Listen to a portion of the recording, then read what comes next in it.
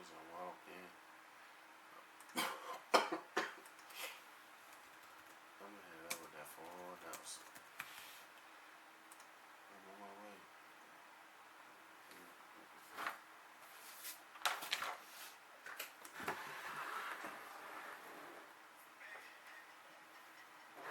The camera on? No, the camera's on. That's the song I was talking about.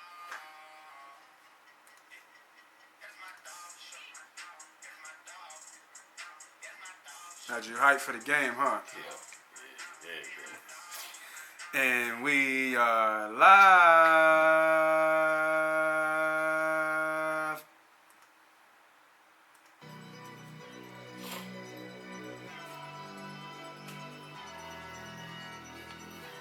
Yo, come on, man. Come on, man. I know, I'm coming, man. Yeah, grab your notepad, man, for real. Man, fuck it, man, come on. Yeah, Let's man, go. spitting shit, man. True. E G Yeah. Eagles. Speaking of that, talk. All they do is talk facts. Bird gang. All they do is talk stats. 360 on the new view. Go run, tell the ad. 40-yard dash time. Moss MoneyPot Podcast time. SDOT headlines.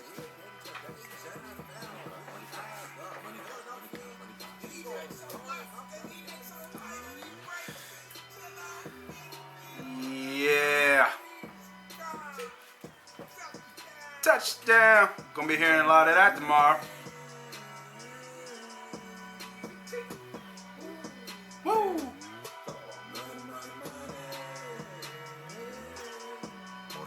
MoneyPot.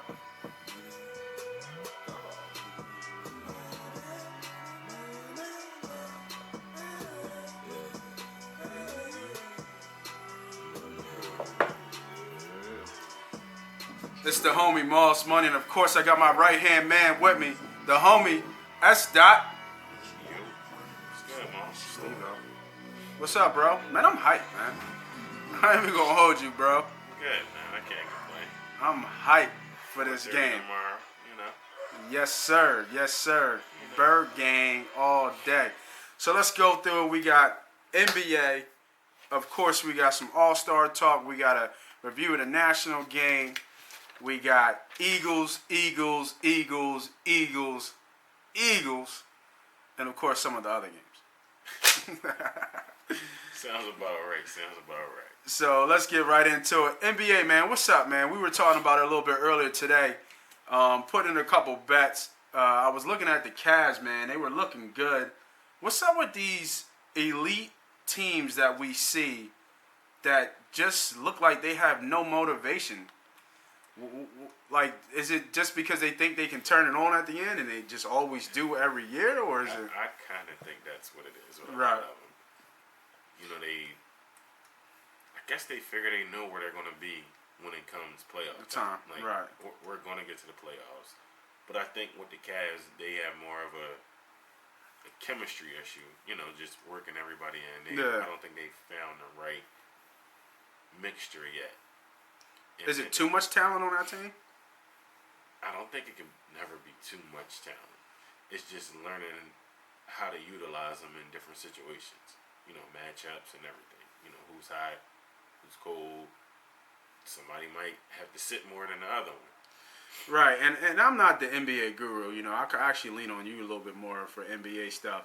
You know, we both play ball, and I try my best to be a student of the game. So, I mean, when you look at the East, is it just the typical three: Cleveland, Washington, Toronto, or do you see a sleeper in there somewhere? In the Celtics? Sleeper, no. No sleeper. No. What about in the West? Usual suspects: Houston. OKC, Golden State, Spurs. You think the Spurs will be there? You don't think the old age will catch up with them with the athletic teams? Nah, they got a good system. It's almost like New England at times. Right. You know, they got the coach, they got the players that just know the game, know the system. Their IQ is high, so they'll always be in the mix. Right. And obviously, we got to talk about the Sixers. We talking about NBA. We in Philly, of course. Embiid, Simmons, All-Stars this year? Simmons, nah. what does Simmons go in? Is it goes in a forward or a guard? It should be a guard, I would think. I don't know. I really wouldn't know. Well, hold on. This year is different, right? Yeah, They picked they picked their teams. It's not by votes. Well, the votes go for the captain. The votes go in, and then the captains pick their teams. Yeah, okay. Yeah, so he might make it. He's a freak, bro. Like I watched him. He's a freak, but he's also very limited in his game, offensively. So when I watch Simmons, he throws up awkward shots at awkward angles, but he makes them, and it's like one-handed like hook shots from the elbow all the way around. Like he'll be driving, and it'll just be like a runner, but it's like from a hook shot angle. Right, and then you see other players where it's a brick. Right, and then he's not attacking the basket where he should be. He's worked on he's got a little bit of array of low post moves though, especially when somebody's small on him. I don't think he takes that advantage too much though. He has a lot of smaller guys on him, man. Right. Majority of the time, and I don't think he takes advantage of it. But who did they play? It's the Celtics. They played the Celtics in London. So when I was watching the game, I did notice him.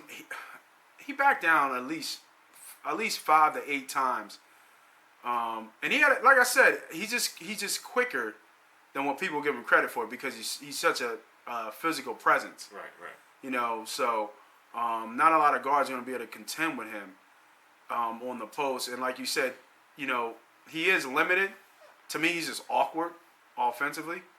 But I mean, we'll see. I think as the year went on, a lot of teams noticed that he's not going to take a 3-point shot. He's not going to take that mid range. No, he's not. So they're sagging off of him, and now it's making it harder for him to attack. And you know, even if he's just penetrating and dishing a rock, because he's not necessarily a scorer. He's not a score first kind of guy. Right. But I just think there's times that he has to take advantage of his size and athleticism, and like, you know what, I'm going to get to the basket. Word. So tell me, man, how good was that college football game? Crazy. You tell me how good it was. Well, bet-wise, it was great. I mean, I won my bets because I had Georgia, and honestly, to me, if you look at it, so Georgia was winning, obviously. Right. They made the switch. Was obviously a great play by Saban because they put a thrower type quarterback, even though he was a freshman. Right. Going in that moment, the moment wasn't too big for him, which surprised me. And what it was, I think me and you talked about it before, and I said, Nate, you gotta understand, like some of them guys that play at those big universities, let's say Alabama, when they get hurt, they don't want to miss a game because they know that the person behind them is maybe just as good as them. Right. They have the opportunity, so they do whatever they got to do to stay in the game because they know that person behind them is pretty much ready and was also probably like a 4 or 5 star recruit. Yeah, I mean, and it just, even the tackle that came in, the left tackle, he came in and played really good. Right. And it showed, like, with the quarterback, Georgia, they coach had a great game plan for Jalen Hurts. He studied him. He did what he had to do to contain him. He knew how to play him. And now in the switch at halftime, you don't have no film on this kid. And now he can throw the ball. He can still run. He still has athleticism. And I completely agree with what you're saying. I don't discredit anything you're saying. But that's a huge spot, man. That's a huge spot for an 18-year-old kid, 19-year-old kid to step in on that stage and to perform the way he did. That's. And guess what? That shows. 50 kids try that, maybe 2 do it. Right. You know what I'm saying? I agree. You know what I'm saying? Totally agree. So, that's what I was looking at. Like, you know what I mean? But now, it just shows you how good their coaching staff is at evaluating talent. Absolutely. But they got very lucky. And let me explain. So, they got lucky because when they tied it up, remember, he was fading to his left. That pass was never for Ridley for that touchdown. He didn't mean to throw it to him. He was throwing it to the running back behind him, number 22. It was another rookie.